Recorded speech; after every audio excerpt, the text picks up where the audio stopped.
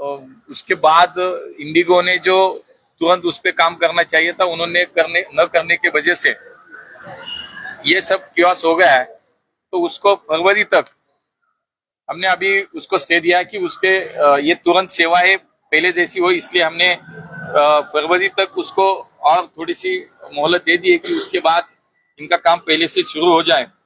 दूसरी ओर एक 4 लोगों की एक उच्च स्तरीय इंक्वायरी कमेटी वहां पे हमने अपॉइंट करी है, उसका रिपोर्ट भी आएगा एक्चुअली। और उसमें जो ये क्राइसिस के समय बाकी एयरलाइंस की जो टिकट की प्राइजेस बढ़ी थी, उसको भी हमने कंट्रोल में लाया है कि जितना प्रवास है, जितना किलोमीटर है, उसके हिसाब से कितना फेयर होना चाहिए मैक्सिमम, उसका भी हमने तुरंत इंतजाम किया है। 24/7 एक कंट्रोल रूम हमने शुरू करी है। तो उसपे बहुत सारे पहले मराठी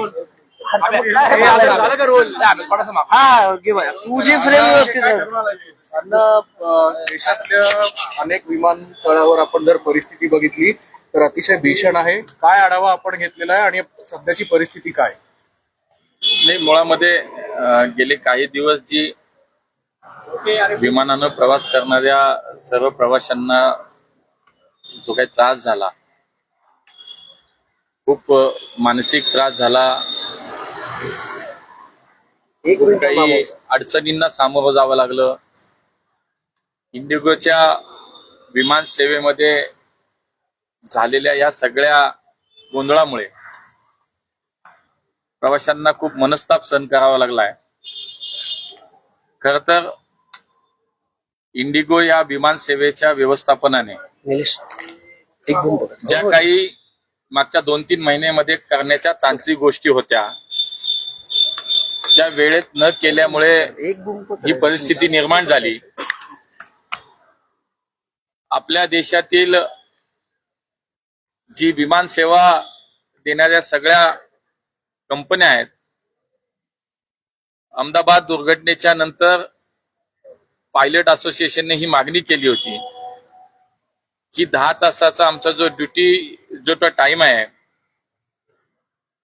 तो कमी केला जावा, तो 8 तासाचा केला जावा। आणि म्हणून दिल्ली उच्च न्यायालयाने तसे निर्देश पण दिले आणि मग ताबडतोब डीजीसीएनं सर्व विमान कंपन्यांना तसे निर्देशही दिले।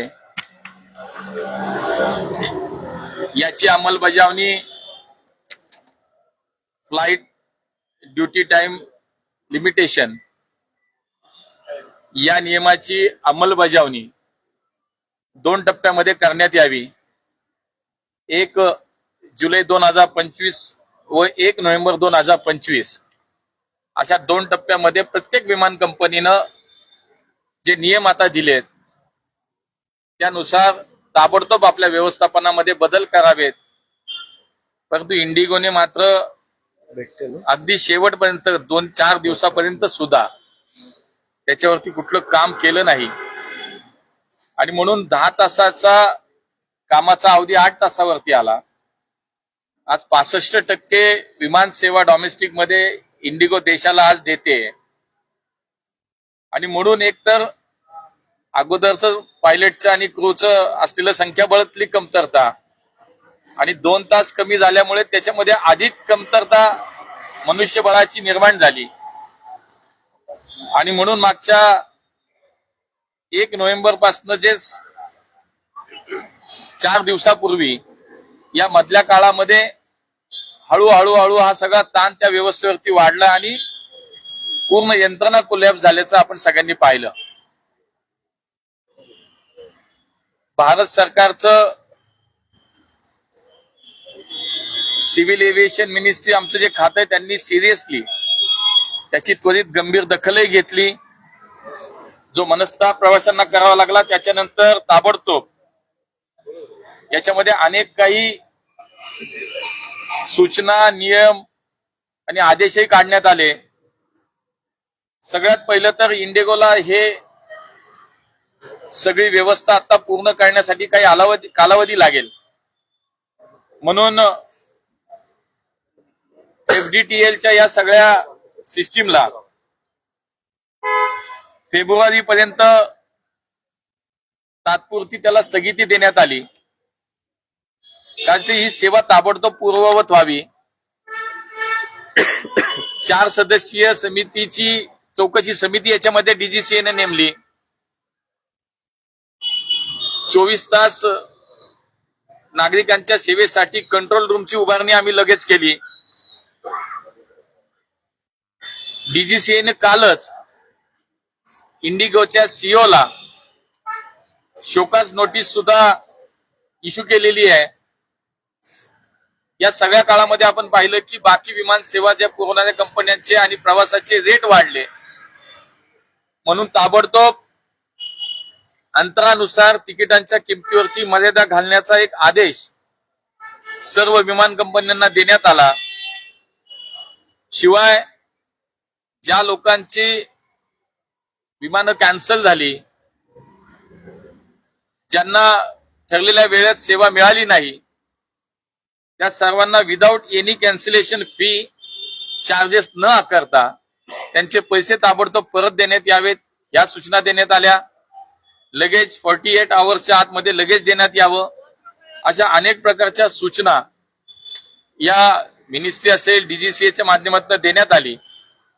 आता 4 सदस्याची चौकशी समिती याच्यामध्ये नेमली आहे आणि त्यानंतर त्या समितीचा अहवाल झाल्यानंतर निश्चितपणे पुढची कारवाई केली जाईल. आम्ही पहिल्या दिवसापासून सांगितलं की झालेला प्रकार हा अत्यंत बेजबाबदारपणाचा आहे.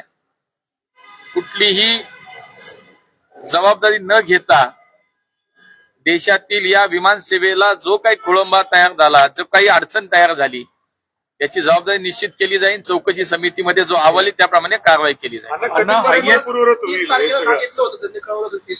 काल त्यांना शोकास नोटीस दिली आहे आणि चौकशी समिती 4 सदस्यांची नेमली आहे, त्यांचा रिपोर्ट येईल. वन ऑफ द हायएस्ट काय कधीपर्यंत होईल? साधारण काही फ्लाईट्स आता निघत आहेत, मात्र मागच्या 2 दिवसात फ्लाईट सुद्धा परिणाम करतात. मागच्या जो 4 दिवसापूर्वीचा जो आपण पाहिला की जो परिणाम दिसत होता तो हळूहळू कमी झालाय. मी काल पुण्यात आल्यानंतर मी पुण्यातली परिस्थितीची काल विमानतळावरती जी माहिती घेतली की रोजच्या साधारणतः 57 मुवमेंट या इंडिगोच्या पुण्याच्या विमानतळावरनं होत होत्या.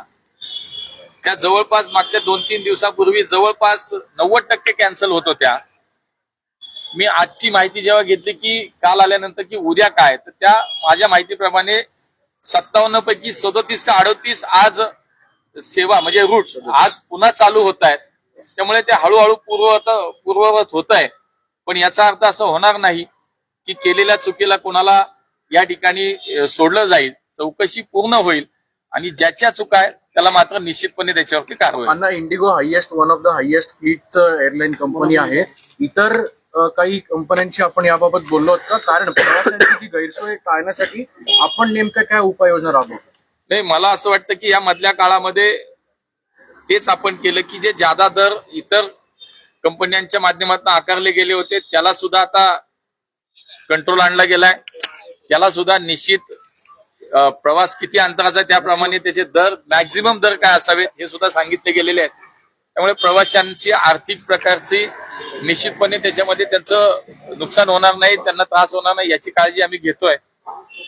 आता जसं म्हणाल की जे आपण फ्लाईट ड्युटी टाइम जे लिमिटेशन आहे त्याला काही काळ अजून थोडी स्थगिती दिली. त्याच्या मागचं कारण हेच आहे की ही स्थिती ताबडतोब पूर्ववत व्हावी आणि म्हणून ती सुद्धा सुविधा, ती सुद्धा एक संधी आपण त्यांना दिली.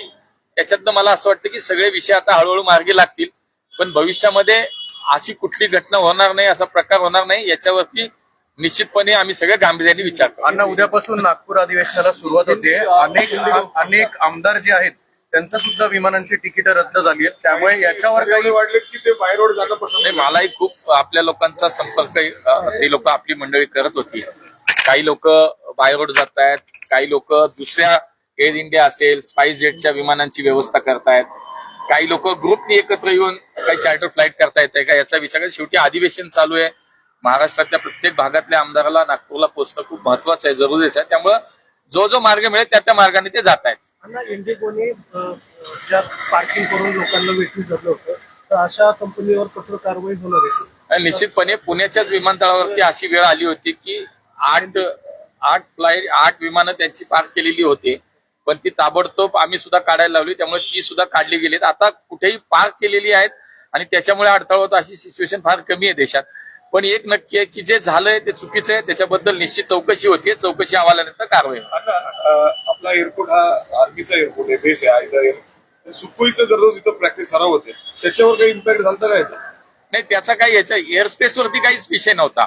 एअरस्पेस तर मोकळी होती. उलट एअरस्पेसला रेग्युलर त्यांचा जो काही प्रॅक्टिस आहे, त्यांचा रोजचा एक्सरसाइज, तो त्याला कुठेही त्याच्यामध्ये काही बाधा नव्हती. आपल्याकडून काही आमदारांना सेपरेट फ्लाइट वगैरह देण्यात आलं? इंडिगो फ्लाइट को लेकर कैओस मचा हुआ है पूरे देश भर में, सरकार क्या प्रयत्न कर रही है और आपने क्या कुछ किया है मंत्रालय द्वारा? नहीं, उसके तुरंत बाद जो तकलीफ पूरे देश भर में जो यात्रियों को हुई है, उसके बाद immediately civil aviation ministry, DGCA, हमने बहुत सारे कदम इसमें उठाए हैं.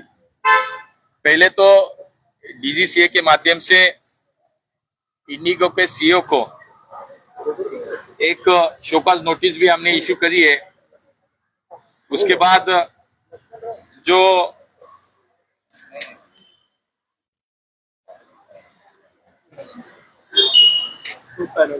नहीं, उसके बाद वो जो क्राइसिस के समय जिसके एफडीटीएल के बारे में जो उसके बाद इंडिगो ने जो तुरंत उस पर काम करना चाहिए था, उन्होंने न करने की वजह से ये सब क्योस हो गया है.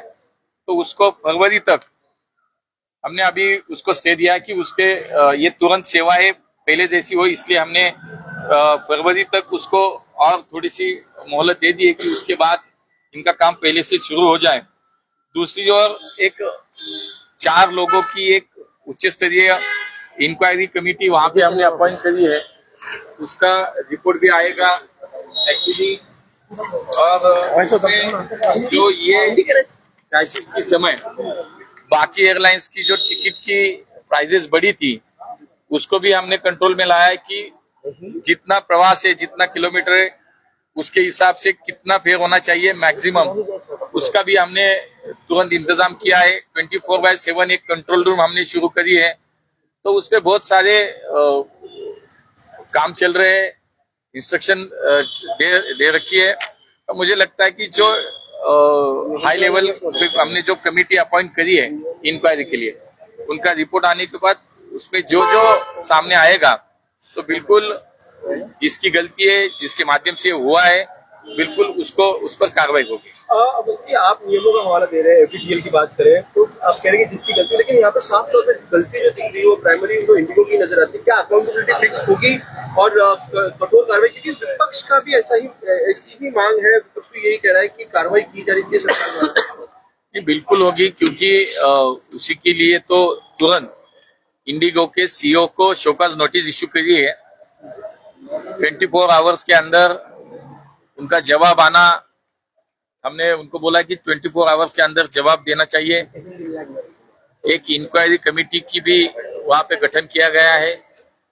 तो जो कोई कसूरवार है, जिसकी गलती है, वो कोई भी हो, बिल्कुल उस पर कार्रवाई हो. कार्रवाई की बात होगी. अब सुविधा के लिए क्या कर रहे हैं आप लोग, जो यात्री, क्योंकि अभी भी पूरी तरह से शुरू नहीं हुई है पूरी सुविधाएं, तो यात्रियों को परेशानी ना हो इसके लिए अब क्या? नहीं, अभी जो 2 दिन पहले जो स्थिति थी वो बहुत ही गंभीर थी. आहिस्ता आहिस्ता अभी थोड़ा सा साधारण स्वरूप पे वो स्थिति नजर आती है. तो अभी ये सेवा पहली जैसी शुरू होने के लिए सभी के प्रयास हमारे शुरू है.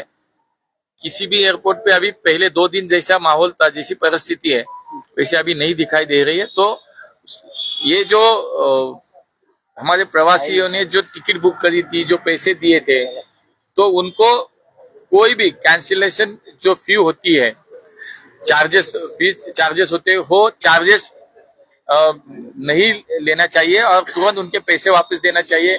48 आवर्स के अंदर उनके लगेज बैगेज है वो उनको मिल जाए. ऐसे बहुत सारी सूचनाएं हमने दी है. ना सरकार इस मामले में कितनी गंभीर है?